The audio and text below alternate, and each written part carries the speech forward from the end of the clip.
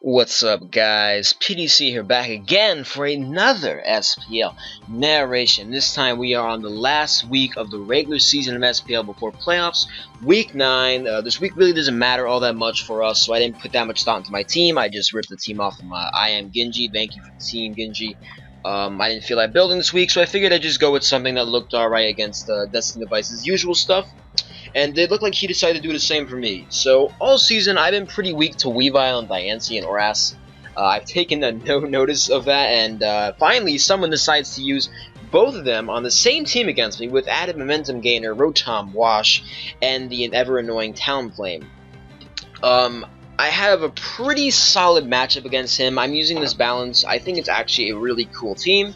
And he's using, I don't really like his team that much. I think it's just plain kind of ridiculous balls out offense, which I'm not the biggest fan of, but it's whatever. It actually usually does well against my usual stuff. And if I brought typical Hippowdon balance, I would definitely be in trouble. So we're just going to go ahead and start the game. Excuse me. He's gonna go ahead and lead off with his Latios. I'm gonna go ahead and lead off with my Gardevoir. Fu Jesus. He specifically asked to be named after the Gardevoir, so I just decided to fire off a Hyper Voice turn 1. There's no reason not to, and he sends it as Talonflame, which on this team, it's obviously is gonna be a very light, not bulky version. Could be CD, could be SD. More likely, it's gonna be SD. And I actually had a crit turn 1, and it does quite a bit. It almost kills it, and it's gonna force him to roost. Although he probably just roost there either way, he'd just be a little bit healthier. So I'm going to go ahead and set up the Stealth Rex with my Heatran.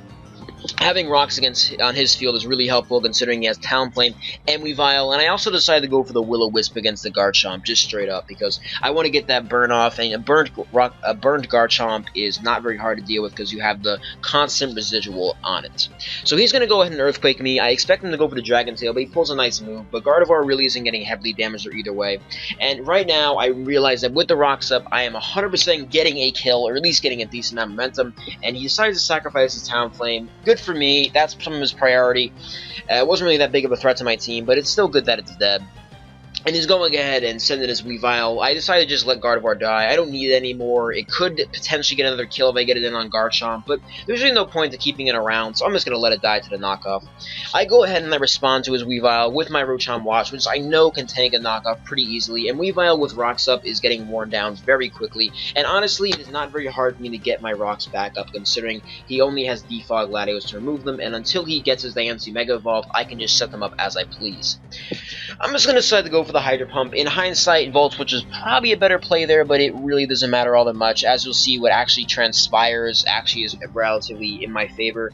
I just decided to go for the Wisp on his Rotom. He's a bit faster, and I get the slower Volt Switch, which is typically a good thing, and although he does have a electric immune, I'm not that concerned, because then again, I don't need Rotom Wash an incredible amount, although it's still a good safety net for Weavile. He's just going to Hydro Pump me, and I'm not really that sure why. I just decided to go for the Volt Switch, and now his Rotom Wash is actually really weak. It dropped its HP really fast, and I decided to switch out to my Hoopa. Now, this Hoopa is in fact Scarf Hoopa. It's good for the speed, and I've noticed that his team really doesn't have a good way to deal with this, which is with his Garchomp burnt, his Diancie not having any healing properties, and his Weavile being, well, a paper-thin resist. So I'm going to go ahead and go for the Hyperspace Fury. On regular Diancie, it's not going to do too much, but it's still going to do quite a bit after the rocks, and when he Mega Evolves, it's going to do a lot more, so it's not going to be able to switch in like that again.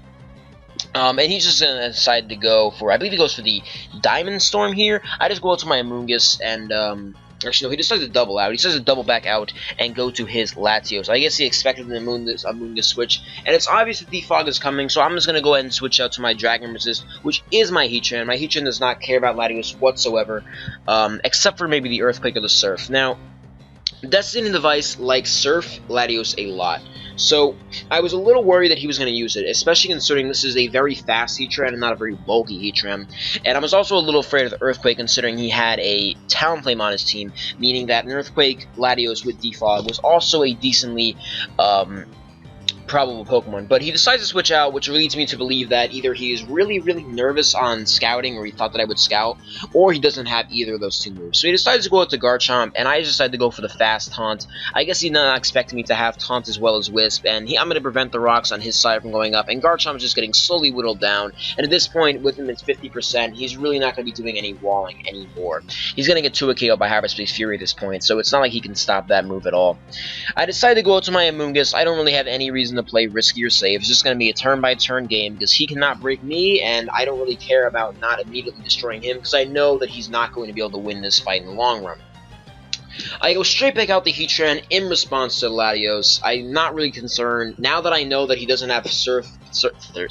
Now that I know that he lacks Surf and Earthquake, I'm pretty safe to just go back into this and just set up rocks whenever I like, because his Diancie is still in the Mega Evolve. He decides to go to it here, I guess, as a last stand. The only way he can really win this is if he manages to crit my Amoonguss. Now, I do decide to go to Amoonguss here, and this was actually, I could have been a more optimal play. It really could have been, and I'll explain why. Amoonguss, if it got a crit there by Diamond Storm, I could have actually lost this game, which would have been really bad. Actually, I believe it would have needed a roll, or if it was even a roll, I think he would have needed a mere max roll to actually kill me, plus crit. So he's just going to Diamond Storm, and does quite a bit, actually. I guess a crit would have killed me, but I'm just going to decide he got a high roll at least. And I decided to go for Giga Drain. I could have sacrificed Rotom Wash there and make a play a bit safer.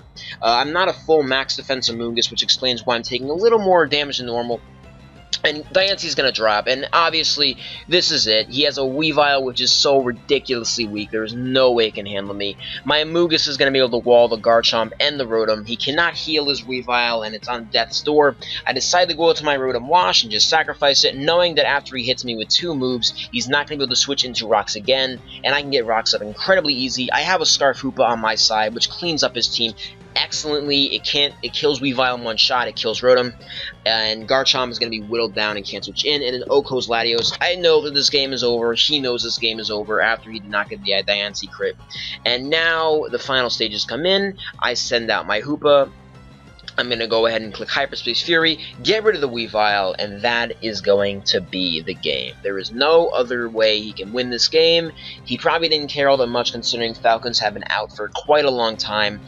And in addition, he was, generally speaking, one of the last games of the week, and this was the last week of SPL, so I can understand that generally there was a lack of motivation and led him to use a relatively shoddy team that he's used before.